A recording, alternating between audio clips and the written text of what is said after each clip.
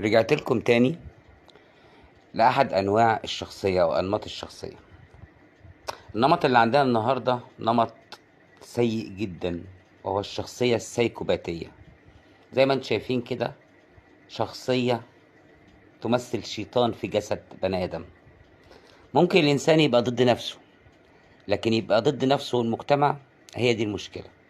الشخص السيكوباتي كده شخص كل سلوكياته واستجاباته ضد المجتمع، كاره نفسه وكاره المجتمع، ما بيتقيدش بقوانين، عنده حالة من اللامبالاة، عنده ثقة عامية في نفسه اللي هي سيئة، استجاباته كلها خطأ، إنسان يتسم بالكذب، كذاب لدرجة بيصورها له عقله إن هو اللي صح.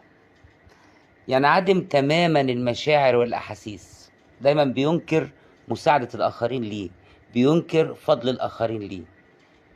إنسان مؤذي، إنسان دايما بيسعى إلى إيذاء كل من حوله، إيذاء مشاعر من حوله.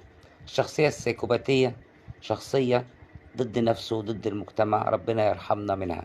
سيكولوجي المصري، أشوفكم على خير.